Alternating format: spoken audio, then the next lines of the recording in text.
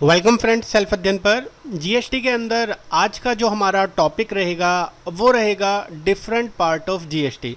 Normally जब हम tally में एंट्रीज करते हैं परचेज की, सेल की, रिटर्न की, नील रेटेड की, एक्सपोर्ट की, तो वो अलग अलग सेक्शन में हमें शो होती है जीएसटीआर 1 के अंदर या जीएसटीआर 2 के अंदर। तो वही चीज़ आज की क्लास में हम थोड़ा डिस्कस करेंगे और इसके बाद जब हम नेक्स्ट वीडियो में देखेंगे तो टैली में सारी एंट्रीज़ को करना हम प्रॉपरली देखेंगे, प्रॉपरली रिपोर्ट कैसे चेक करेंगे और उसके बाद जो उससे नेक्स्ट वीडियो होगी उसमें जीएसटीआर 3B रिपोर्ट जो हम मंथली रिटर्न फाइल करते हैं वो कैसे करेंगे। पहले एक्सेल में बनाना सीखेंगे, फिर उसको प्रैक्टिकली ऑनलाइन पोर्टल पर देखेंगे। तो आज की क्लास में पहले समझ लेते हैं डिफरेंट पार्ट ऑफ जीएसटी। अगर आप ये वीडियो अच्छे से क्लियर करते हैं तो ही आपको नेक्स्ट वीडियो जब हम टैली में प्रैक्टिकली देखेंगे तो क्लियर हो पाएगी। तो इसलिए आप वीडियो को लास्ट तक देखें अगर आपको इसके बारे में प्रॉपर नॉलेज नहीं है तो। जीएसटीआर 1 के अंदर यानी कि सेल में अगर हम नील रेटेड गुड्स सेल करते हैं जिन पे नॉर्मली जो टैक्स है वो 0% है, या एग्जेम्प्टेड गुड्स है। एग्जेम्प्टेड गुड्स का मतलब है कि आइटम पे टैक्स तो है लेकिन हम टैक्स चार्ज नहीं कर रहे। लाइक हम कोई अनरजिस्टर्ड से परचेज कर रहे हैं तो फिर वहाँ पर टैक्स चार्ज नहीं होता, वो एग्जेम्प्टेड गुड्स होते हैं या टैक्सेबल गुड्स हैं। अगर हम बिजनेस टू बिजनेस सेल कर रहे हैं या बिजनेस टू कंज्यूमर को सेल कर रहे हैं, कस्टमर को सेल कर रहे हैं, तो वो एंट्रीज हम डालते हैं। तो nil rated invoice, exempted goods और टैक्सेबल गुड्स, इन चीज़ों के सभी सेक्शंस अलग होते हैं। B2B के, B2C के, नील रेटेड के, एग्जेम्प्टेड गुड्स के। नील रेटेड गुड्स जैसा कि अभी ऊपर मैंने डिस्कस करा कि जिन पे टैक्स रेट नहीं होता, 0% होता है, जैसे मिल्क या वेजिटेबल्स। एग्जेम्प्टेड गुड्स के बारे में मैंने आपको बताया कि 0 रेट होता है लेकिन कुछ कंडीशन में वो टैक्सेबल होता है। लाइक अगर हम परचेज करते हैं अनरजिस्टर्ड से तो वहाँ पर वो एग्जेम्प्ट होता है। या टैक्सेबल गुड्स, टैक्सेबल गुड्स में जिन पे हमारा चार्ज होता है जीएसटी, जैसे मोबाइल फ़ोन या फर्नीचर वगैरह हम परचेज़ करते हैं, उन सभी चीज़ों पे। अब थोड़ा सा डिस्कस कर लेते हैं B2B और B2C के बारे में। B2B यानी कि हम कोई भी इनवॉइस चाहे लोकल या इंटर स्टेट सेल करते हैं या परचेज़ करते हैं और रजिस्टर्ड डीलर से हम परचेज़ या सेल करते हैं तो वो सारी की सारी इन्वॉइसेस हमारी B2B इन्वॉइसेस यानी कि बिजनेस टू बिजनेस में शो होंगी। दूसरा केस होता है अनरजिस्टर्ड का केस, और अनरजिस्टर्ड में भी दो चीज़ें होती हैं कि हमने माल लोकल बेचा है या बाहर बेचा है। लोकल अगर हमने माल बेचा है किसी भी अमाउंट का तो वो B2C स्मॉल में काउंट होगा। B2C स्मॉल में कब काउंट होगा? जब हमने माल अनरजिस्टर्ड डीलर से परचेज करा है या सेल करा है। यहाँ पे सेल की कंडीशन है, अगर हमने अनरजिस्टर्ड डीलर को सेल करा है वो भी लोकल, तो हमारी जो इनवॉइसेस की रिपोर्ट दिखेगी वो दिखेगी B2C स्मॉल में। दो ऑप्शन होते हैं, B2C large, B2C small. B2C small में हमारा दिखेगा जब हम लोकल माल सेल करते हैं। और अगर हमने माल बाहर बेचा है तो उसमें भी दो कंडीशन है। अगर हमने 2.5 लाख तक का माल बेचा है इंक्लूडिंग टैक्स तो वो भी हमारा B2C स्मॉल में दिखेगा। लेकिन अगर हमने 2.5 लाख से ऊपर का माल बेचा है वो भी इंटर स्टेट में तो फिर वो B2C लार्ज में शो होगा।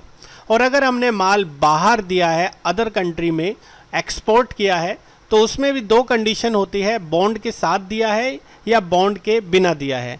अगर बॉन्ड के साथ दिया है यानी कि एक्सपोर्ट विदाउट पे हमारा यहाँ पर शो होगा, उस पर हम फिर जीएसटी चार्ज करेंगे, या एक्सपोर्ट हमने करा है विदाउट पे तो फिर हमारा जीएसटी वहाँ पे चार्ज नहीं होगा क्योंकि हमने बॉन्ड साइन किया हुआ है। ये सभी चीज़ें हम प्रैक्टिकली देखेंगे जब हम टैली में नेक्स्ट वीडियो में एंट्रीज करना सीखेंगे।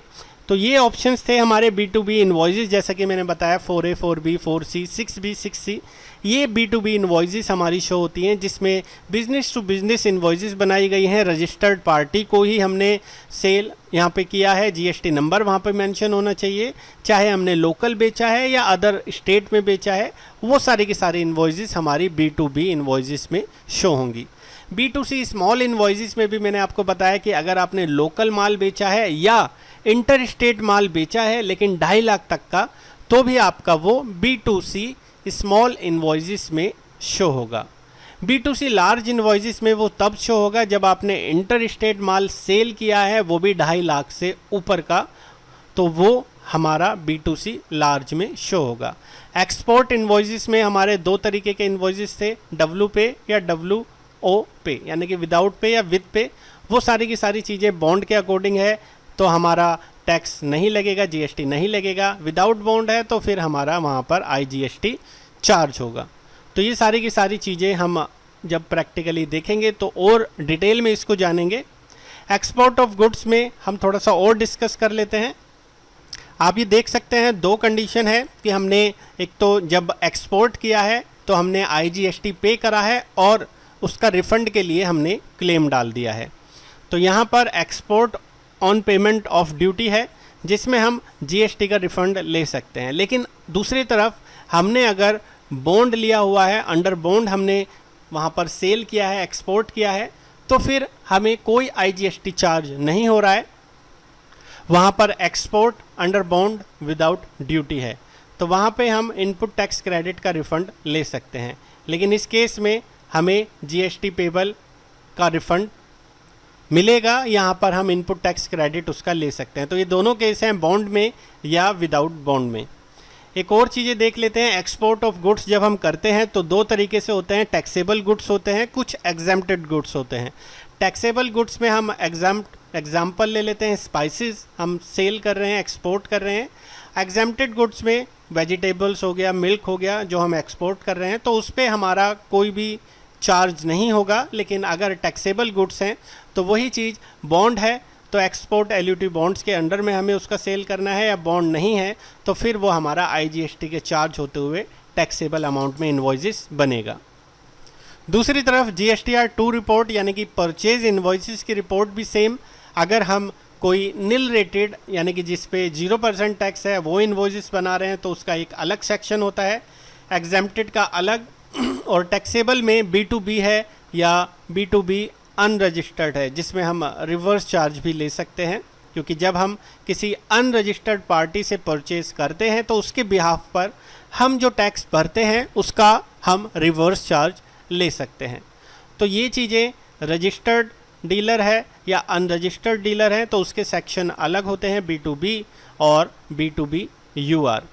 तो यहाँ पर आप देखेंगे रजिस्टर्ड में अगर हम B2B कोई इन्वॉइसेस बनाते हैं और हमने वहाँ पर कोई रिटर्न किया है, अब रिटर्न किसी भी चीज़ में हो सकता है, लाइक हमने प्राइस का डिफरेंस देखा या हमने कोई एडजस्टमेंट्स के रिलेटेड कुछ हमने खराबी के रिलेटेड माल वापस भेज दिया, और अगर हमने जो माल ख़रीदा है उसमें से हम रिटर्न कर रहे हैं तो वो हमारा जो इन्वॉइस है वो credit note, debit note, regular के अंदर शो होगा। अगर हमने रजिस्टर्ड पार्टी से माल ख़रीदा है और हम रजिस्टर्ड पार्टी को माल रिटर्न कर रहे हैं यानी कि परचेज रिटर्न कर रहे हैं तो उसकी रिपोर्ट हमें credit note, debit note, regular में शो होगी। इसी तरीके से अगर हमने परचेज करा है अनरजिस्टर्ड डीलर से तो उसकी रिपोर्ट हमें credit note, debit note, unregistered section में शो होगी। जब हम टैली में देखेंगे तो वो सारे सेक्शंस में हम रिपोर्ट अच्छे से समझेंगे। यहाँ पे मैं पहले ही आपको क्लियर कर रहा हूँ कि अगर हम रिटर्न करते हैं रेगुलर डीलर से तो वहाँ पर credit note, debit note regular में शो होगी इन्वॉइसेस, और अगर अनरजिस्टर्ड से हमने परचेज करा है और रिटर्न कर रहे हैं तो वो credit note, debit note unregistered में शो होगी। नील रेटेड या एग्जेम्प्टेड है तो उसका एक अलग सेक्शन होता है हमारे GSTR 2 में, तो वहाँ पर वो इन्वॉइसेस शो होंगी। तो नॉर्मली हम अगर परचेजेस करते हैं, परचेजेस में भी अलग अलग चीज़ें हैं, अनरजिस्टर्ड से परचेज़ करा है या रजिस्टर्ड से परचेज़ करा है, रजिस्टर्ड को रिटर्न करा है या अनरजिस्टर्ड को रिटर्न करा है, तो वो सारी इन्वॉइसेस हमें किस किस सेक्शन में दिखाई देंगी वही चीज़ें हम डिस्कस कर रहे हैं। और इसी चीज़ को मैंने अभी आपको ऊपर क्लियर कर दिया कि कैसे कैसे हम यहाँ पर डेबिट नोट, क्रेडिट नोट की एंट्रीज करेंगे GSTR 2 में। और GSTR 1 में अगर हम बात करें जब हम सेल करते हैं तो उसकी भी एंट्रीज को समझ लेते हैं। अगर हमने किसी बिजनेस टू बिजनेस यानी कि रेगुलर डीलर को माल बेचा है और उससे हमें माल वापस आ रहा है तो credit note, debit note registered में वो इन्वॉइस हमें शो होगी। अगर हमने किसी अनरजिस्टर्ड को माल बेचा है और बाहर आउटसाइड स्टेट बेचा है, 2.5 लाख से ऊपर का इनवॉइस है, तो वो हमें credit note, debit note unregistered में शो होगी।